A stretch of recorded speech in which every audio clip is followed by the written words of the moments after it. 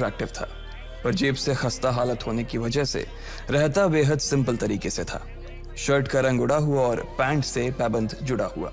कहने को तो उसकी उम्र के लड़के दिल्ली की सड़कों पर रात को मोटर बाइक दौड़ाते थे, लेकिन लकी उर्फ लक्ष्मण लाल अग्रवाल सिर्फ कमरे से कॉलेज में पढ़ाई और गर्लफ्रेंड डिंपल के साथ थोड़ा वक्त बिताना, फिर कॉलेज से दुकान, दुकान से जब होम डिलीवरी आए तो वहां, और फिर घर चला जाता था। हाँ, कभी कभी जब वो किसी लड़के को खाली सड़क पर मोटर बाइक दंदनाते हुए देखता तो कहता, एक दिन अपना टाइम भी आएगा जब मैं चश्मा लगाकर बैठूंगा और पीछे डिंपल को बैठाऊंगा। देखना, जब वो मेरी कमर में अपना हाथ कसेगी और मैं तेजी से मोटरसाइकिल को इंडिया गेट के आसपास दौड़ाऊंगा, तो सारे दिल्ली का दिल हम दोनों को देखकर जलेगा। दुकान में रखा हुआ बर्नॉल भी काम नहीं आएगा। लकी ने कहा और अपने हाथ में बर्नॉल की क्रीम को दबा दिया। जैसे ही उसने क्रीम को दबाया, उसका क्रीम बाहर आ गई। अबे गधे, क्या कर रहा है? वो कोई स्पंज की गेंद है क्या जो उसे दबा रहा है? दुकान के मालिक ने उससे फटकारते हुए कहा और उसके सर पर एक चपत लगा दी। Sorry sir. लकी ने अपना सिर बचाते हुए कहा। वो करोल बाग में स्थित एक छोटी सी मेडिकल स्टोर पर काम करता था। उसकी दुकान का नाम था चमन मेडिकल स्टोर और उसके ओनर का नाम था चमन लाल। लकी पिछले 5 साल से इन्हीं की दुकान पर काम कर रहा था। यहाँ इस छोटी सी शॉप पर काम करना उसकी मजबूरी थी। लाइफ में कंगाली की वजह से उसे कॉलेज में पढ़ाई पूरी करने के लिए पार्ट टाइम जॉब करना था। उसने कई अच्छी जगह अच्छी तनख्वाह की नौकरी ढूंढी पर नहीं मिली और वो इस मेडिकल स्टोर पर ही अटक गया। गधे, अब इसके पैसे क्या तेरा बाप भरेगा? कटेगा। इसका पैसा भी तेरी तनख्वाह से कटेगा और एमआरपी से डबल रेट में कटेगा। चमन ने अपने दांतों को किचमिचाते हुए कहा। गुस्से की वजह से उसकी नाक फूल गई थी और लकी की सांसें। उसने घबराते हुए ओनर से पूछा, एमआरपी से डबल क्यों सर जी? ताकि अगली बार से ऐसी कोई हरकत करने से पहले तू डबल बार सोचे। चमन ने कहा और उसके हाथ से ट्यूब छीन ली। उसका जी तो चाह रहा था कि वो लकी की खोपड़ी पर एक और बार अपना हाथ साफ कर ले, लेकिन उससे पहले ही दुकान का फोन बजने लगा। फोन की घंटी बजते ही लकी को वहां से निकलने का मौका मिल गया और वो भागते हुए फोन उठाने के लिए चला गया। हेलो जी, करोल बाग के बेस्ट मेडिकल चमन मेडिकल स्टोर से बोल रहा हूं, बताइए क्या काम था? ये लकी की पेटेंट लाइन थी। चाहे कहीं से भी फोन आए, लेकिन उसे फोन पर बस यही बोलना था। जैसे ही इधर लकी ने अपनी बात कही, उधर से जवाब आया, मैं ब्लूमिंग नाइट होटल के कमरा नंबर 303 से बात कर रहा हूँ। एक छोटा सा ऑर्डर है, नोट करो और जल्दी से होटल पर डिलीवर करवा दो। वो एक लड़के की आवाज थी। उसकी आवाज में काफी भारीपन और एक अजीब सी जल्दबाजी थी। जैसे ही लकी ने वो आवाज सुनी, पता नहीं क्यों उसे वो आवाज जानी पहचानी सी लगी। जी सर, बताइए आपका क्या ऑर्डर है? हाँ तो लिखो, हार्ट प्ले के 2 पैकेट और 1 पैकेट टिश्यू। लकी, जो कि अपना पेन लेकर खड़ा था, हार्ट प्ले का नाम सुनते ही झिझक गया। असल में हार्ट प्ले नाम का एक कंडोम आता था और इसलिए उसका नाम सुनते ही लकी शर्मा गया था। इतने साल से भी मेडिकल की स्टोर पर काम करने के बाद उसे इन चीजों का नाम सुनने में शर्म आती थी। हेलो भाई, लिखा कि नहीं लिखा? उस आदमी ने फिर से लकी से पूछा। जी सर, लिख लिया सर, लिख लिया। लकी ने खिसिया कर हंसते हुए कहा। लिख लिया तो फिर लेकर निकल, उस लड़के ने कहा। उसकी आवाज सुनकर ना जाने ऐसा क्यों लग रहा था कि वो बहुत बड़ा आदमी था। जी सर, मैं सर, लेकिन सर बाहर तो बारिश हो रही है, लकी ने कहा। उसने देखा कि बाहर बहुत तेज बारिश हो रही थी। उनकी दुकान के सामने पानी भर गया था और तेज हवाओं की वजह से चमन मेडिकल स्टोर का बोर्ड भी गिर गया था। लकी को लग रहा था कि वो इतनी तेज बारिश में अभी एकदम से तो नहीं निकल पाएगा, तो उसने उस लड़के को समझाते हुए कहा, सर मैं ऑर्डर तो ले आऊंगा पर थोड़ा टाइम लग जाएगा, बारिश थोड़ी थम जाए आप। इससे पहले कि वो कुछ आगे बोल पाता, फोन पर लड़का बोल पड़ा। तुम्हारे मालिक को पता है कि तुम मल्होत्रा जी के लड़के को मना कर रहे हो? हाँ पता है, बारिश हो रही है, इसलिए सारा सामान अच्छे से थैली में पैक करके लाना और लेट नहीं होना चाहिए, समझे? उस लड़के ने कहा और इससे पहले कि लकी आगे कुछ कह पाता, उसने फोन काट दिया। उधर से लकी के दुकान का ओनर उसे घूर कर देखा जा रहा था।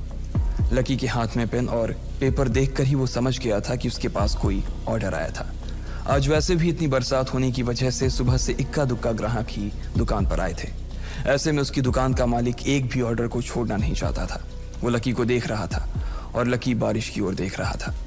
बारिश का बहाना नहीं चलेगा, जाना पड़ेगा, चमन लाल ने कहा। मैं बहाना नहीं कर रहा सर, थोड़ी बारिश धीमी हो जाए तो मैं चला जाऊंगा। अभी आप खुद ही देखिए कितनी तेज बारिश है। वो पता नहीं कोई मिस्टर मल्होत्रा का कोई बेटा कुछ ज्यादा ही जल्दी में था। मैं साइकिल से तो पहुंच नहीं पाऊंगा इतनी जल्दी। लकी ने उनकी ओर देखते हुए कहा। क्या कहा? मिस्टर मल्होत्रा जी का बेटा, तू मेरी दुकान बंद करवाएगा क्या? अभी क्या भी निकल उनका ऑर्डर लेके, वो हमारे बहुत पुराने कस्टमर है, चमन ने कहा। पर लकी ने कहा ही था कि चमन बोला। पर कुछ नहीं, तू मेरी मोटरसाइकिल ले जा, उसने गुस्से में कहा। अरे सर जी, 200 के ऑर्डर में मुश्किल से 40 रुपए बचेंगे, इससे 3 गुने का तो पेट्रोल ही लग जाएगा, और अगर गाड़ी रास्ते में बंद हो गई तो अलग से खर्चा, लकी ने समझाते हुए कहा। वो जानता था कि उसका मालिक इन सब बातों पर ध्यान नहीं देने वाला। चमन लाल बोला।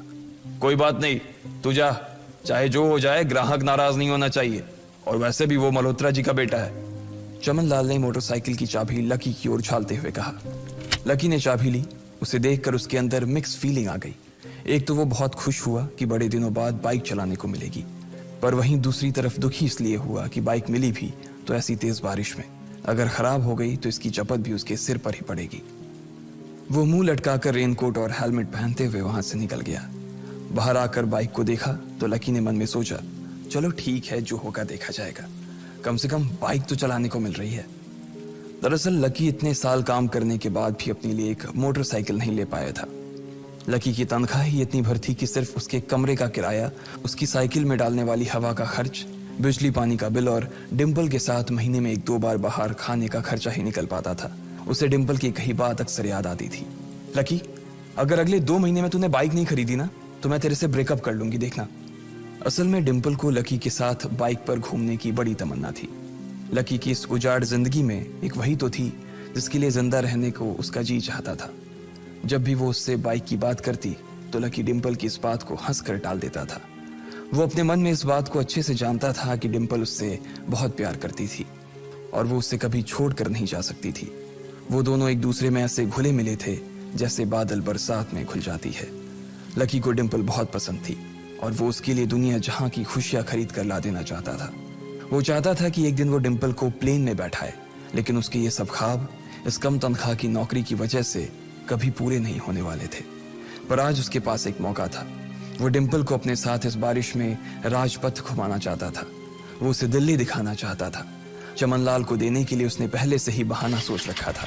बस जल्दी से वो ये डिलीवरी देकर सीधे डिम्पल के पास ही जाने वाला था। उसने होटल ब्लूमिंग नाइट के बाहर मोटर बाइक पार्क की और सीधे होटल के अंदर चला गया। लकी ने रिसेप्शन पर पहुंचकर नमस्ते करते हुए रिसेप्शनिस्ट को बोला, जी मैं चमन मेडिकल स्टोर से आया हूं, रूम नंबर 303 का ऑर्डर था सर। रिसेप्शन पर खड़ा आदमी उसके हाथ में काली थैली को देखकर समझ गया था कि उसमें क्या था और वो मंद ही मंद मुस्कुराते हुए बोला, 3rd फ्लोर पर है, लिफ्ट से चले जाओ, रेनकोट यहीं उतार देना। जैसा उस आदमी ने कहा लकी ने ठीक वैसा ही किया और लिफ्ट में चढ़ने के कुछ ही देर बाद वो 3रे माले पर पहुंच गया था। वो रूम नंबर 303 के बाहर पहुंचा और उसने डोरबेल बजाई। जैसे ही दरवाजा खुला लकी ने थैली आगे बढ़ाते हुए कहा, नमस्ते, मैं चमन मेडिकल स्टोर से लकी, ये आपका। इससे पहले कि लकी आगे कुछ कह पाता उसकी आंखें फटी की फटी रह गई थी। उसने अपने सामने जो देखा उसके बाद उसे ऐसा लगा कि बंद छत के नीचे भी उसके ऊपर आसमान से आकर एक जोरदार बिजली गिर गई थी। उसके सामने एक लड़की खड़ी थी। वो लड़की और कोई नहीं बल्कि उसकी गर्लफ्रेंड डिम्पल ही थी। उसने एक पर्पल कलर का नाइट गाउन पहन रखा था। उसके काले घने बाल गीले थे और उसने उन्हें अपने कंधे पर फैला रखा था। उसकी खुशबू से ही ये चीज साफ पता चल रही थी कि वो अभी अभी नहा कर आई थी। डिम्पल, तुम यहाँ क्या कर रही हो? लकी को अपनी आंखों पर विश्वास ही नहीं हो रहा था। उसने 2 बार अपनी पलकें झपका कर देखा, लेकिन दोनों बार ही उसे अपने सामने डिम्पल ही नजर आई। तुम यहाँ क्या मेरा पीछा करते हुए आए हो लकी? डिम्पल ने उल्टा उसी के ऊपर पलटवार करते हुए कहा। लकी को देखकर उसके दिल की धड़कन भी तेज हो गई थी। उसे उम्मीद नहीं थी कि लकी यहाँ आ जाएगा। उसने ना तो सुबह से उसे फोन किया था और ना ही उसके मैसेज का कोई जवाब दिया था। वो अपने मन में सोचकर बैठी थी कि वो अगले दिन खुद ही उससे मिलकर बोल देगी कि उसकी तबीयत खराब थी। डिम्पल बेबी, क्या हो गया? किससे बात कर रही हो? अचानक से एक गबरू जवान सा लड़का दरवाजे के पास आकर खड़ा हो गया था। उसने बनियान पहन रखी थी। लकी उसे पहचान गया था। साले राहुल के बच्चे, तेरी हिम्मत कैसे हुई मेरी डिम्पल को हाथ लगाने की? लकी ने जैसे ही राहुल को देखा उसके तन बदन में मानो आग सी लग गई थी। वो उसे इस वक्त इतना बुरा मारना चाहता था, इतना बुरा पीटना चाहता था जिसकी कोई हद सीमा नहीं थी। लकी जिस कॉलेज में पढ़ता था राहुल और डिम्पल भी उसी में पढ़ते थे और वो कॉलेज राहुल के फादर का ही था। डिम्पल ने राहुल के पिता की एक कंपनी में जॉब पकड़ ली थी और राहुल उस पर बहुत लाइन मारता था। लकी ने 1-2 बार डिम्पल को उससे दूर रहने के लिए भी कहा, लेकिन डिम्पल ने उसे ये कहकर टाल दिया था कि वो सिर्फ अच्छे दोस्त थे। आज भी इससे पहले कि वो आगे बढ़ता, डिम्पल उन दोनों के बीच आ गई। रुक जाओ, डिम्पल ने गुस्से में कहा और लकी के सीने पर हाथ रखकर उसे रोक दिया। लकी लंबी सांसें ले रहा था और कुछ ही सांसों के बाद उसका गुस्सा शांत हो गया। अब डिम्पल के पास भी छुपाने के लिए कुछ नहीं था, इसलिए उसने लकी से कहा, लकी, आज से तुम्हारा और मेरा ब्रेकअप। ब्रेकअप? लकी के पैरों के नीचे से जमीन खिसक गई थी। उसकी आंखें नम हो गईं। लकी को उसकी बातों पर विश्वास नहीं हो रहा था। उसने डिम्पल की ओर देखा और बोला, डिम्पल, हम पिछले 1 साल से एक दूसरे के साथ हैं और तुम हो कि मुझसे ब्रेकअप करना चाहती हो? अरे मैं तो तुम्हारे लिए नई बाइक लेने वाला था। चल रहने दे, आज ही याद आई है तुझे बाइक की। अरे तेरे पास मुझे बाहर घुमाने के लिए, खिलाने पिलाने के लिए पैसे तो है नहीं। तू कहां से लेगा बाइक? और अगर ले भी लेगा तो उसमें पेट्रोल कहां से डलवाएगा? तेरी 8,000 रुपए महीने की नौकरी, उसमें होगा ये सब? लोग हंसते हैं मेरे ऊपर जब मैं सरोजनी में तेरे साथ घूमती हूँ। मैं ऐसी लाइफ नहीं जीना चाहती लकी। मैं तेरी तरह गरीब नहीं रहना चाहती। तूने मुझे फंसाया था, उल्लू बनाया था तूने मुझे, इसलिए मैंने राहुल से मैचअप कर लिया है। आज से यही मेरा बॉयफ्रेंड है, डिम्पल ने गुस्से में कहा। अच्छा, तो बेबी ये है तुम्हारा वो बेकार सा एक्स बॉयफ्रेंड? राहुल ने पूछा और डिम्पल के बगल में आकर खड़ा हो गया। फिर उसने लकी के हाथ से थैली उठाई और उसमें से हार्ड प्ले का पैकेट निकालकर उसे चिढ़ाने के लिए उसे हवा में लहराने लगा। बाप रे, इससे बदकिस्मत इंसान इस दुनिया में और कौन होगा? राहुल ने उसकी टांग खींचते हुए कहा। लकी के पास उसकी बात का कोई जवाब नहीं था। उसने गुस्से से डिम्पल की ओर देखा और अपनी हाथों की मुट्ठी भींच ली। फिर वो वहां से निकल गया।